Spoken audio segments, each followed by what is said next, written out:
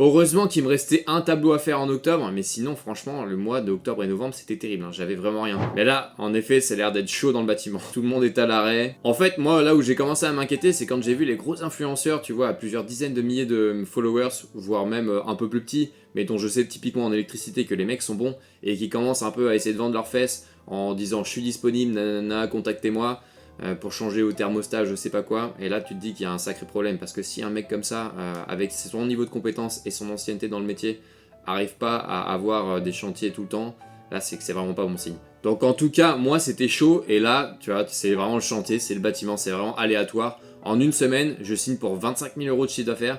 Le truc, tu vois, je n'ai pas fait ça depuis le début que je suis installé ici, donc vraiment inespéré. Et donc je viens de terminer un chantier en rénovation, donc un gros chantier pour moi d'environ 10 000 euros dans de la brique entièrement. Et là je me pose un tout petit peu, tu vois, pour faire une réflexion, toujours se poser après chaque chantier, même si tu as quelques années d'expérience, voire même 20 ans, faut toujours se poser pour voir ce que tu aurais pu améliorer, que ce soit en termes de business, en termes d'administration ou en termes de chantier pur. En tout cas, ils étaient super sympas, c'était vraiment un plaisir de travailler pour eux, et ça, tu vois, c'est une réflexion, ça fait vraiment la différence. Et au début, et quand je reverrai certaines vidéos, notamment des vidéos vlogs que j'avais faites au début du lancement de l'entreprise. Forcément, comme tu fais un peu de pub, machin, tu récupères des chantiers que personne ne veut prendre, tu tombes sur toutes les merdes que personne ne veut faire, donc tu commences un peu à péter un câble. Et je pense qu'en revoyant des vidéos que j'avais faites au départ, ça sent que je suis un peu tendu. Mais là, tu vois, le chantier s'est super bien passé, les clients, les maîtres d'ouvrage étaient super sympas, donc franchement, c'est génial. Là, je travaillerai, mais tous les jours comme ça, à un bon prix, franchement, nickel quoi. C'est vraiment, donc la clé, c'est vraiment d'avoir des bons chantiers. Et pour avoir les bons chantiers, il faut avoir les bonnes personnes. Donc il faut arriver avec le temps à trouver vraiment donc les personnes en or. Le souci, c'est que typiquement, bah là, ils pourront pas réinvestir de sitôt. Donc il y aura d'autres choses, une surélévation qui sera faite plus tard. Mais le problème, c'est que bon, bah, une fois que la surélévation sera faite, ils vont pas refaire un deuxième, un troisième projet. C'est pour ça que l'électricité, c'est pas le meilleur des business parce qu'il n'y a pas de repeat, il y a très peu de répétition. C'est quoi la répétition? C'est le fait que les clients vont réacheter tes produits, tes services. Là, si tu fais bien le travail, normalement, tu reviens pas avant 30 ans, quoi. Donc le problème, c'est qu'il faut toujours trouver des nouveaux clients, et ça, c'est un signe d'un mauvais business. Donc il faut essayer de sortir de ce business-là. Je te ferai une vidéo dédiée sur toutes ces informations-là. Qu'est-ce que c'est que le repeat, la répétition? Qu'est-ce que c'est que la valeur? Où se trouve la valeur? Qu'est-ce que la scalabilité? Donc abonne-toi bien si tu vas avoir cette vidéo qui sera géniale quand elle va sortir. Je vais essayer de la faire vraiment pour donner toutes les bases du business appliqué au secteur de l'artisanat. En termes de devis et de facturation, donc j'ai été assez bon sur ce coup-là parce qu'en fait j'ai revu tous mes prix donc juste avant de faire ce devis-là pour un chantier en neuf, donc j'avais déjà tous mes prix en neuf. Et là ce que j'ai fait du coup c'est que j'ai pris donc mes prix en neuf, donc une prise à disons je sais plus à 76 euros je crois, et sur ces prix-là j'ai ajouté donc les travaux supplémentaires liés à la rénovation.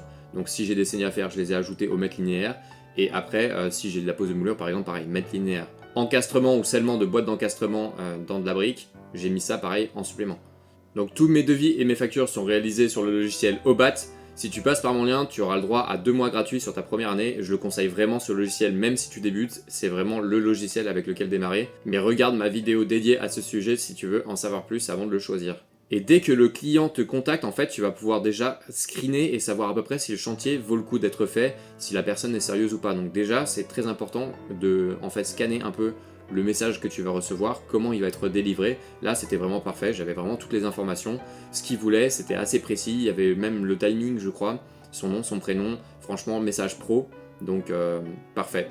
Et il me demandait de venir faire le devis un samedi. Donc en vrai, moi j'ai pas de gosse, donc c'est pas trop grave si j'interviens le week-end, mais bon, j'essaie d'éviter quand même. Et donc là, ce que j'ai fait en fait, pour retourner ça à mon avantage, c'est que j'ai dit que normalement, je ne travaille pas le samedi, mais là, exceptionnellement, je me déplacerai, j'ai tourné un peu comme ça. Et là, déjà, en fait, ça va du coup induire un effet de réciprocité dans le sens où tu vas faire un pas vers donc, le client, et le client, du coup, il te doit quelque chose, tu vois. Donc ça, c'est des petites techniques que j'essaierai de te donner au fur et à mesure pour améliorer ta compréhension de la psychologie humaine et comment ça marche en fait pour arriver à tes fins, donc pour signer des bons chantiers au bon prix. Sauf qu'en fait, quand j'ai réalisé le devis sur place, donc là les maîtres d'ouvrage me disent qu'en fait le chantier il est pour le 15 décembre, alors qu'on était, tu vois, début décembre, un truc comme ça. Là j'étais là, ah ouais, là ça va être chaud. Donc en vrai, je savais qu'il y avait quasiment que moi, s'ils voulaient vraiment refaire leur électricité, ils pouvaient passer que par moi, c'était impossible autrement. Qui était disponible comme ça, ASAP, en moins de 15 jours, là c'était chaud. Et là par contre j'ai pas été assez bon parce qu'en fait il faut annoncer déjà à peu près le temps que tu vas mettre. C'est mieux tu vois pour lui dire mais attendez excusez-moi, mais là, ça sera pas possible avant le 15 parce que vous avez, il y a une dizaine de pièces, c'est 1,5 jours. Il y avait 9 pièces, je crois, donc 1,5 jours en rénovation hors tableau. Donc tu fais 1,5 fois le nombre de pièces, donc là si c'est 10 ça fait 15 jours à peu près, tu rajoutes une journée pour le tableau, on va dire, allez 2 jours. Donc t'étais à peu près, voilà, au moins 15 jours, entre 15, ouais, c'est ça, 15 et 17 jours de travaux. Et j'ai commencé les travaux, tu vois, autour du 4, un truc comme ça. Donc là tu fais 4 plus 15 ou plus 17 dans ta tête, et t'arrives clairement pas au 15 décembre. Donc les calculs ils étaient pas bons à Kevin déjà. Et donc moi comme un con j'ai dit oui y a pas de souci, ça sera fait. Bon, ce qui a été le cas, tu vois, mais franchement, c'était chaud, tu vois. Si c'était à refaire, je le referais pas de cette manière-là. Au moins, je préparais un petit peu, je me bâclerais un petit peu plus. Parce que là, je dis oui, y a pas de souci, ça sera fait. Pareil, le problème aussi quand je vends, et forcément, quand t'as pas trop l'expérience, moi, j'en sais rien. À chaque fois que j'arrive sur un chantier, c'est poker face. Je ne sais pas trop, tu vois. Sauf si je l'ai déjà fait et je suis sûr à 100% que je vais réussir à le faire rapidement ou je sais déjà à peu près comment ça va se passer. Là, dans la brique, bon, il y avait les comptes qui étaient accessibles. Ça, c'était le bon point, tu vois. C'était un point qui soulageait. Mais il fallait refaire toutes les descentes dans la brique, resceller toutes les boîtes d'encastrement, parce qu'elles étaient toutes à des hauteurs n'importe quoi, tu vois, différentes, 25 cm du sol, 30, 20. Donc ce que j'ai fait, j'avais préparé un peu le terrain, c'est que j'avais contacté mon ancien formateur Lolo, que je salue au passage, et que tu as vu dans la vidéo où tu le vois sceller des boîtes d'encastrement comme un pro. C'est vraiment le meilleur en rénovation que j'ai jamais vu, donc franchement, prends-en de la graine, moi aussi, donc c'est pour ça que je l'ai pris en vidéo pour pouvoir me rappeler comment il a fait exactement et essayer de le refaire à chaque fois maintenant que je vais sceller des boîtiers. Et là, le timing, il était juste exceptionnel. En gros, il était à la retraite le vendredi et le lundi, il était avec moi sur le chantier à 9h du matin. On prenait le café à l'ancienne, dans le bar tabac du coin. Et là, c'est pareil, comme c'est la première fois que j'ai fait de la sous-traitance, bah, je sais pas trop comment ça marche. Donc bon, il y a des trucs à faire, à ne pas faire. Donc on s'était mis d'accord sur un prix à la journée. Je ne savais même pas exactement combien de jours il allait rester, j'avais estimé entre 2 et 4 jours, il est resté au final 3 jours, donc c'était à peu près ce que j'avais estimé. Je pouvais pas non plus trop faire appel à lui, parce que sinon, bah, après, moi, le chantier, il était pas du tout rentable pour moi, mais globalement, ça s'est bien passé à ce niveau-là.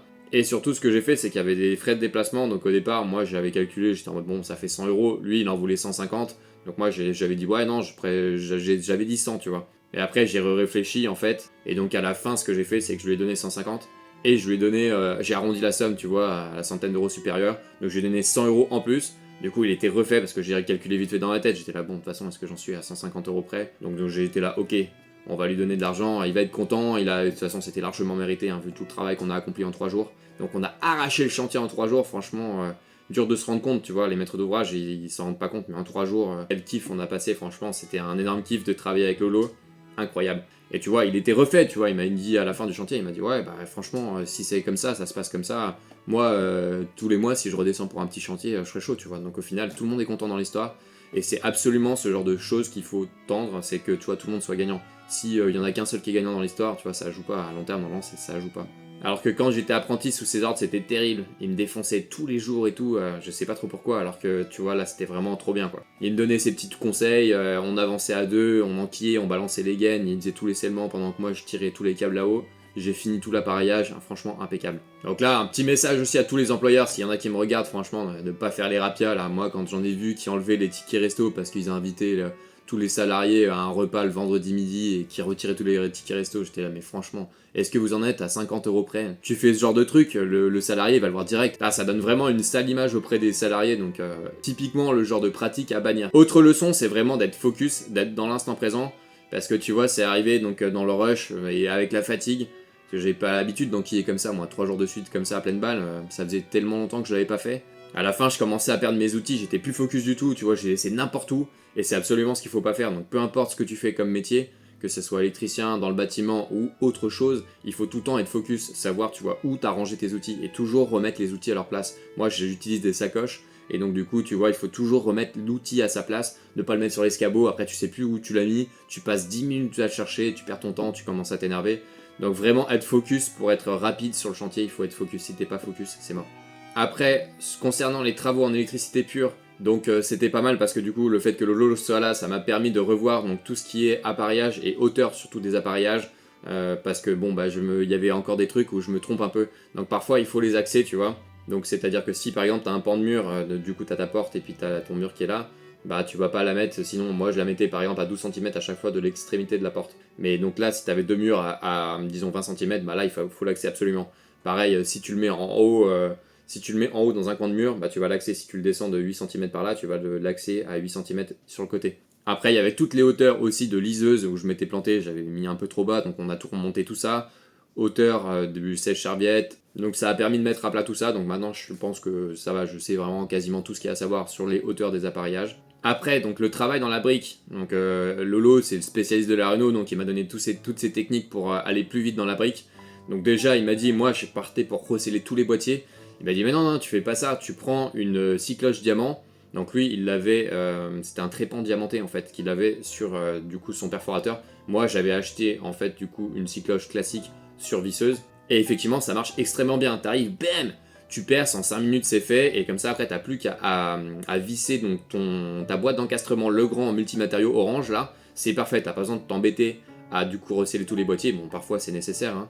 Mais globalement, ça a marché dans 80% des cas, et ça te fait gagner un temps énorme. J'ai vu aussi sa technique d'encastrement dans la brique, donc je te mettrai des petites vidéos, j'essaierai d'en faire une plus large quand j'aurai le temps, plus complète. Moi, tu vois, pour casser, donc quand t'as ta brique qui est creuse, donc t'as ton alvéole comme ça, ton alvéole, et là t'as ton joint, ce que je faisais, c'est que je prenais mon trépan, pareil, je refaisais un trou pile à ce niveau-là, mais le problème c'est que ça prend du temps. Lui, il arrive, il mettait une sacoche avec son marteau, donc il tapait bien dans l'alvéole pour pas péter tout derrière, pour pas éclater la brique derrière. Donc il tapait tac ici, tac là, et après il avait plus qu'à prendre son burin, son marteau, hop, il mettait un coup de marteau, il pète le joint, et après il enquille sa gaine ultra rapidement. Donc tu vois, c'est des petites techniques mais qui te font gagner beaucoup de temps sur le chantier et ça c'est ultra important. Pareil, le Nexan, le câble Nexan là, le EasyFill, je connaissais, j'avais déjà vu ça en apprentissage, j'avais pas du tout compris l'intérêt à l'époque. Il l'utilisait uniquement pour les moulures. Bah oui, effectivement, le EasyFill je te le mettrai, mais en fait c'est un truc qui est thermocollé, c'est pas un câble, donc c'est plus fin. C'est plus fin que le câble, ça compte pas comme câble, mais en tout cas tes fils ils sont collés entre eux. Et l'avantage en fait c'est que ça ne va pas s'en mêler, donc effectivement dans les moulures, bah, ça va pas s'en mêler, tu vas pas t'embêter avec les espèces de petits trucs bleus là pour pouvoir bloquer tes fils. Mais c'est que surtout quand tu dois retirer tes câbles dans les gaines en rénovation, c'est ultra rapide. Tu balances ton yellow, t'envoies ton EasyFill, et ça passe comme papa dans maman. Je l'avais revu une deuxième fois sur EGC électricité, il l'avait fait pour repasser les terres, et j'avais toujours pas compris l'intérêt. Heureusement que Florian, mon pote de Tours, m'a dit ouais c'est génial, tu vas voir et tout, j'ai acheté ça, c'était en promo, j'ai testé, ça marche trop bien quand tu retires ça dans les gaines, et effectivement c'est incroyable. Donc le matériel et les techniques ça fait vraiment tout sur le chantier, ça fait 50%, t'as 50% l'action réelle, et puis 50% c'est l'information, comment le faire, avec quel outil, pourquoi utiliser tel ou tel outil. Et ça c'est clé, tu peux pas le savoir sans l'expérience, sans qu'on te le montre. Donc ça m'a permis aussi d'améliorer ma réflexion sur l'organisation du chantier en électricité. Donc là c'est typique, c'est comment est-ce que tu dispatches tes gaines en fait dans ton installation. Et moi en rénovation lourde, ce que je fais c'est que je ne fais quasiment pas de boîte de dérivation, je balance tout dans les inters et tout dans les DCL. Donc parfois c'est pas terrible parce que dans les DCL c'est un peu chargé et pour les dépannages à mon avis ça doit être un peu relou.